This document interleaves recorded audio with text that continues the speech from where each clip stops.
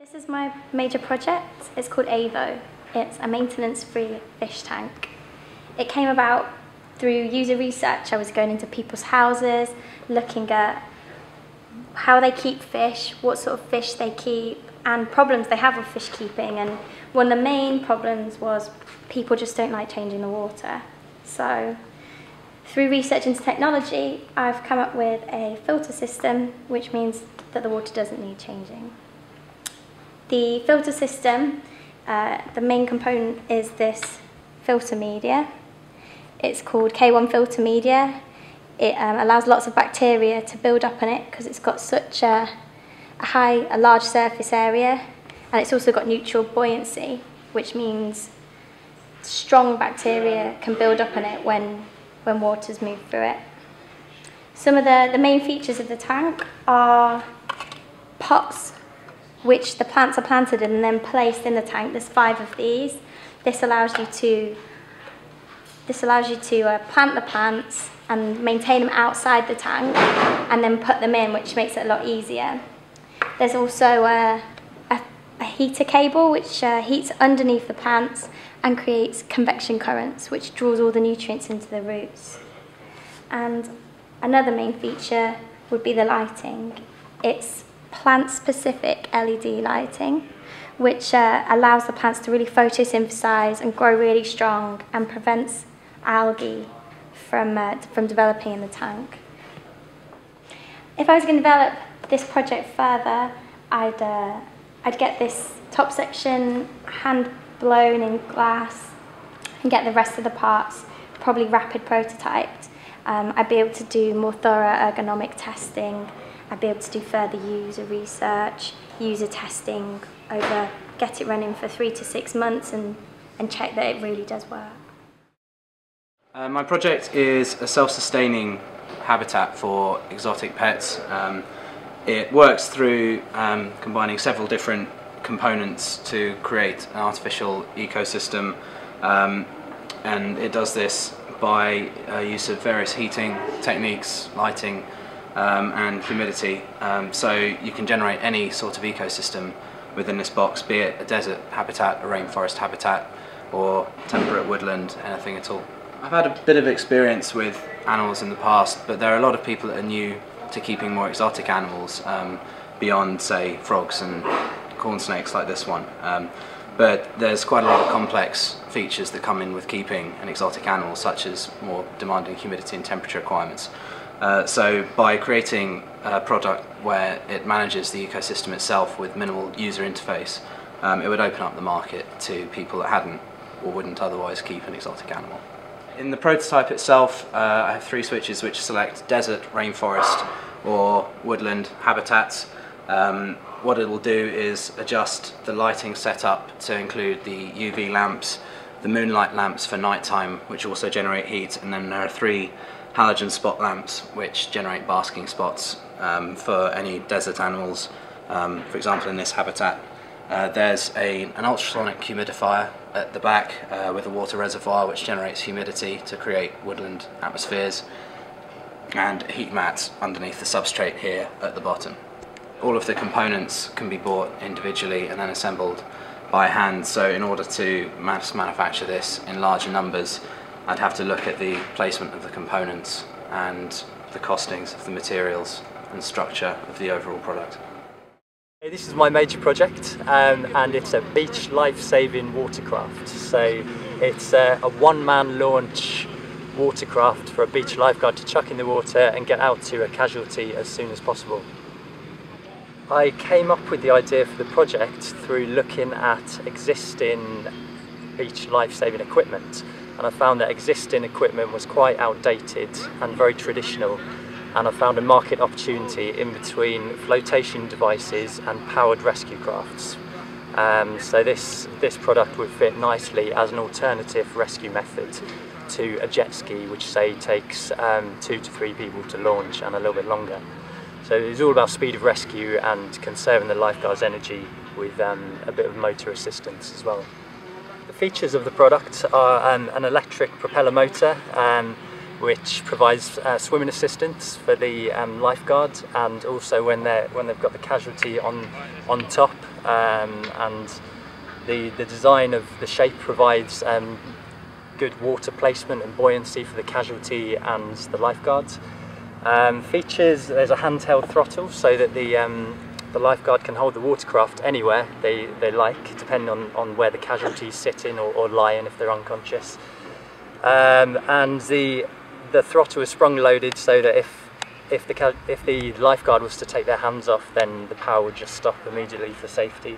And it would be battery powered, which would save a lifeguard station lots of money in the fuel that they'd spend on alternative methods such as a jet ski. So other features, smaller features, are battery indicator and around here. And the whole product was designed with the function in mind, so everything was designed around where the casualty would lay and just providing speed and ease of flotation for keeping that casualty's head out of the water, which would be up here.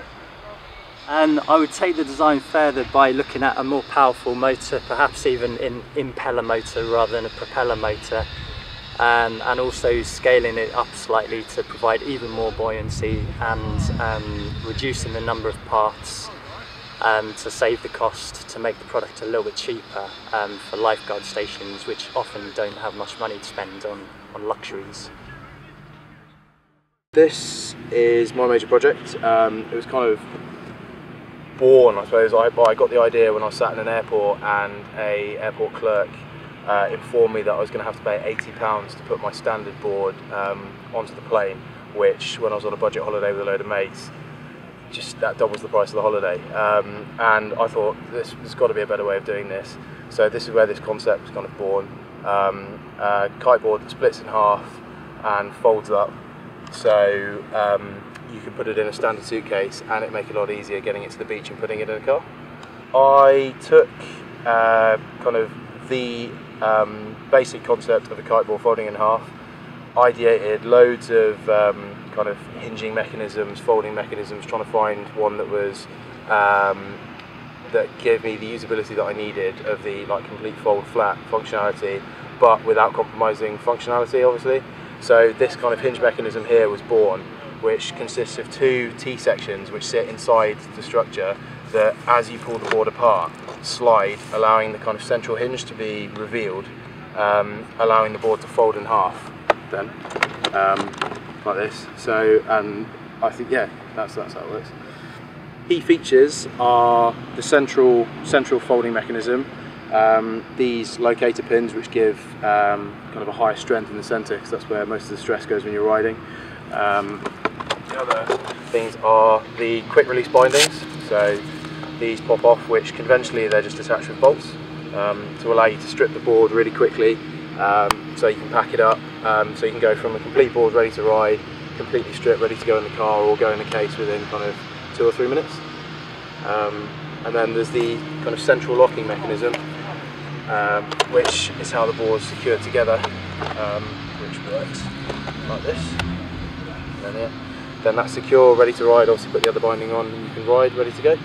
I think if I was going to develop it further, I'd change kind of various aspects of the structure. So the core thickness profile, I'd kind of thin the whole outline of the structure, make it thinner and more flexible because this is a bit stiff, and kind of profile it so it thins towards the tips even more than it does now, to give a kind of more balanced tip flex, and it'd make it a lot smoother ride. Hugg is a bedtime story device aimed at children within military families, and so the idea is that the parent records them reading a story to the camera in theatre where they're stationed, and then it's sent back home on the internet to this device here. There's a company at the moment that's actually doing it already, but what they do is they have them recording the story in theatre, but then it's put onto a DVD and then parcelled home. But the problem with that is that you never know when the story gets home, so it could be a month and it could be 2 months. So the idea here is that they'll know each time when it's coming, because it has a countdown around the room, so they know how many sleeps are left until the next story arrives, which is set on a weekly basis. We have the soft silicone shell here, so it's better tactility for the child to hold. And then we have this jacket on the top, which again has that soft, it's a home knitted feel. And with the ears as well, not only do they have just handles so the child can carry it around with them during the day, but it's also got pockets inside so they can hold whatever the child links to their parent, so photos of their parent that's away or anything else that they would like to keep treasured. I'm working with a company at the moment, NEC, and they're actually sponsoring me to get a custom cut display made so they can actually test it further, have a working display in there and actually give it out to some more children and test what they like about it and how they feel, and so we can develop it further from there. My project is very similar to a set of Venetian blinds, but it fits inside a roof light, inside the frame of a roof light, inside the room, and uses solar panels on one side of the blind to charge up internal batteries, and then uses the power stored in those batteries to light LEDs on this side, lighting up the room in the evening. The most obvious feature is the amorphous silicon solar panels on this side. These are very efficient solar panels and very easily commercially available. These charge up all internal batteries, so the product doesn't require any external power, and they use to light ultra bright LEDs which light up the room in the evening. If I was going to take the project any further, I would look at slimming down these solar slats using different manufacturing methods that would be commercially viable if the product was going to be mass manufactured. This would allow more light to come into the room when the solar blinds were fully open, and would also enable the product to be manufactured more cheaply, thereby widening the potential market. So this is my product, Moose Watches. It's based on the idea that 64% of children play outside less than once a week, and 31% of children are now considered overweight, obese. To tackle this, I've just developed this device that encourages social and outdoor play. Basically what happens is the watches connect to each other via Bluetooth, so children can play sort of new and unique games with each other. And it's meant to be more sort of interactive and fun from what's currently out there, but meant to be an open platform which they can play different games with, and it's just meant to be a cool product for them to wear. The design itself is meant to be kind of like an iconic shape with the two colours. You can easily recognise that it's a Moose watch. The idea behind the strap is that children can trade and customise their own different colours. There's actually 64 different colour combinations. Here you can see the electronic device plugs into the strap, which is coil-molded polyurethane. Then the child's name is actually engraved on the back of the watch, so they know that each one is theirs. This also has a USB which plugs into the computer. This is for charging, and also you can plug it into sort of an online social networking site, which is kind of to sustain the child's engagement and enjoyment with the product. For future versions of this project, I've looked at making this kind of iPod Touch app. This is based on the fact that a lot of children are now using these devices. So it basically has the same functionalities on the online service, but you can look up what badges your friend has, and yeah, it's just meant to be kind of heighten the outdoor play experience, make it a bit more fun and interactive. My project is Mordomo. It's an touch-sensitive interactive shopping assistant that helps users in the in-store environment in a supermarket. The idea came about after going into a shopping centre in Derby and finding that users found it difficult to find stuff in store.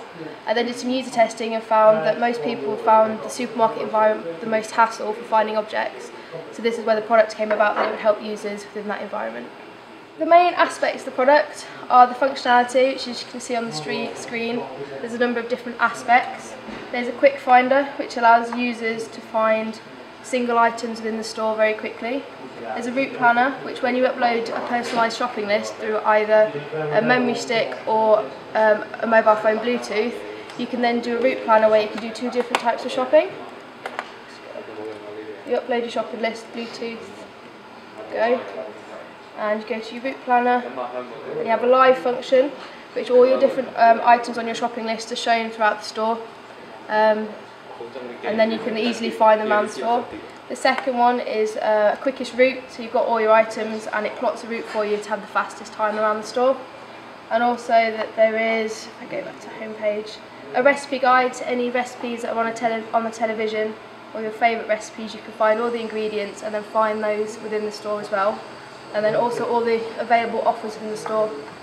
So that's all the functionality of the product.